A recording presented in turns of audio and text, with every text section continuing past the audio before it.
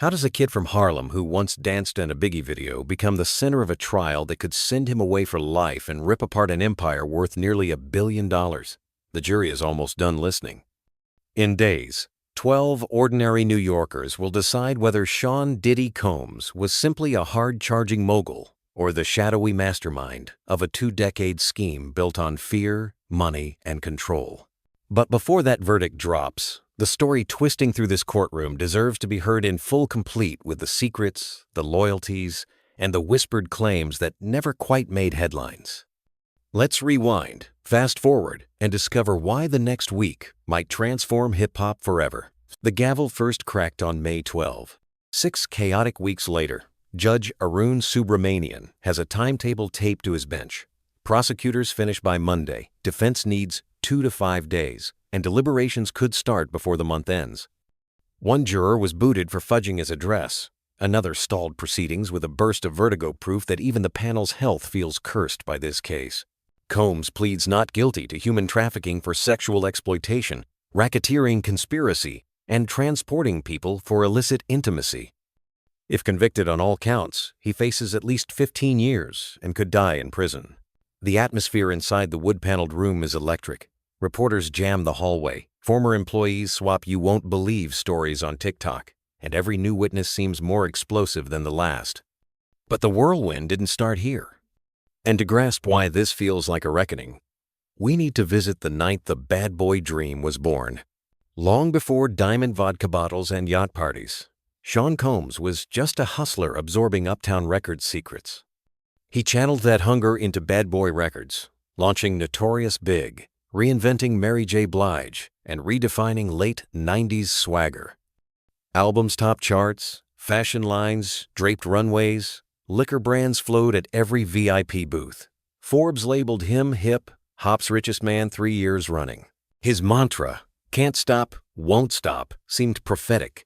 Yet insiders whispered that behind the velvet ropes lay iron rules. Loyalty was rewarded lavishly. Disloyalty vanished overnight. Staffers signed brutal NDAs. Companions signed even tougher ones. And rumors of so-called freak-offs floated through green rooms like urban legends, half believed and half forgotten. For most fans, the shiny side of Bad Boy outshone any darkness, until a hotel tape shattered the illusion. In November 2016, security cameras at the Intercontinental in Los Angeles captured a woman sprinting down a mirrored hallway. Seconds later, Combs appeared, striking, dragging, and kicking her. That woman was Cassie Ventura, his partner of nearly a decade. Prosecutors now say Combs shelled out a cool $100,000 to bury that footage. It stayed buried until CNN released it in May 2024. The world gaped. Diddy issued a tightly edited apology video, voice trembling, eyes down that only stoked the fire. Cassie had already sued him the previous year for abuse and forced intimate acts. The clip turned her allegations into grisly confirmation. Settlement checks couldn't erase the frames now looping across every phone. Inside the courtroom, that tape became Exhibit A, proof the mogul could cross any line to protect his image. Yet prosecutors say the violence on screen was only the prologue to something even more disturbing. Multiple former partners testified to week-long marathon intimacy sessions dubbed so-called freak-offs or hotel nights. They claimed Combs curated male workers, directed every position like a conductor, and sometimes filmed for his private archive. 2 women admitted they relied on unknown substances supplied by Combs just to stay awake and numb through the endless sessions. One recalled waking up in a locked suite, unsure whether it was dawn or dusk, with strangers still in the bed. Another said she once begged to skip a performance, only to be shoved into makeup and handed a vial of white substance. Their voices cracked on the stand, but never wavered. They stayed because they loved him, because leaving meant exile, and because the industry revolved around his favor. Defense attorneys barked back, consenting adults, messy breakups, tabloid hunger. They concede domestic turmoil but argue it stops miles short of federal trafficking. The jury silently watched each exchange, notebooks filling with 2 very different realities. Still, another narrative lurked outside the statute books packed with unsolved mysteries and whispered threats. Kid Cudi's Porsche.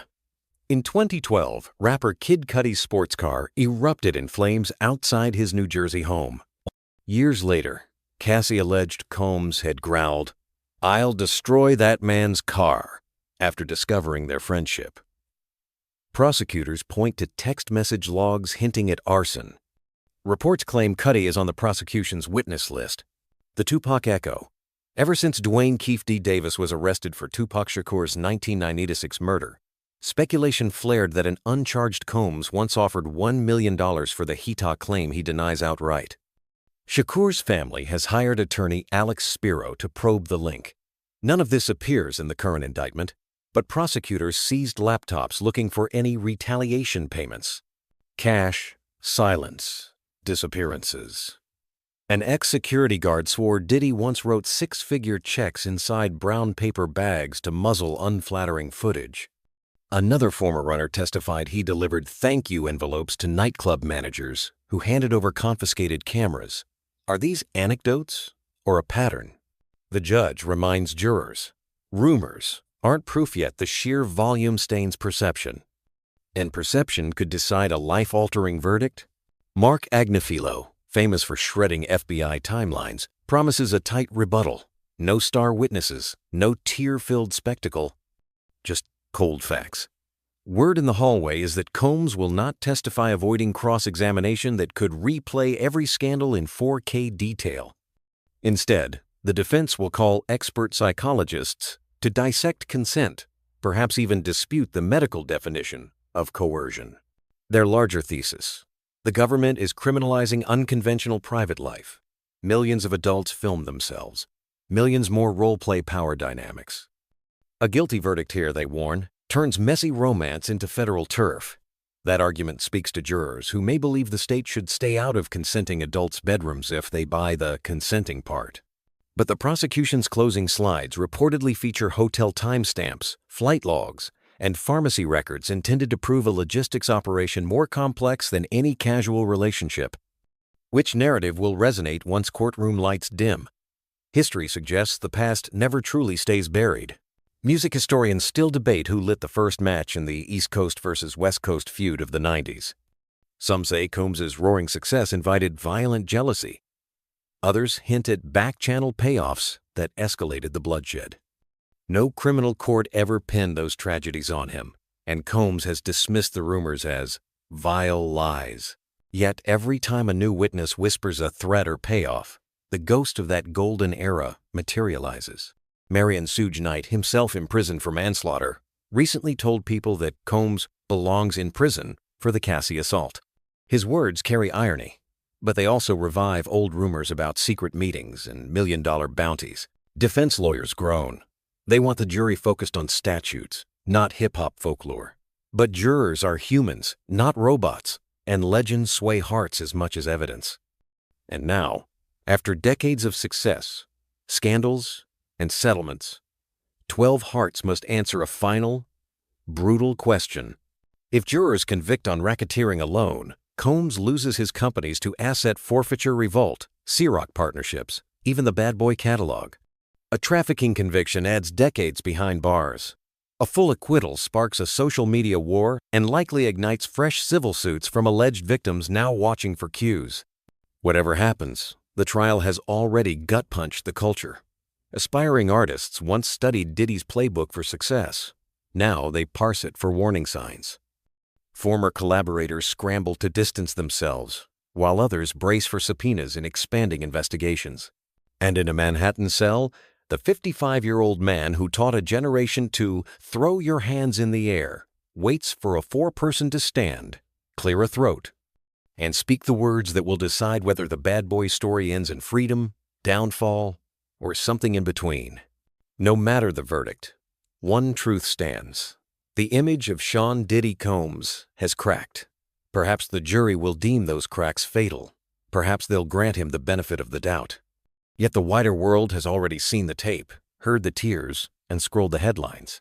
So ask yourself, if ultimate power can protect secrets for nearly 30 years, what else still lurks beyond the courtroom doors waiting, silently, for its moment in the light?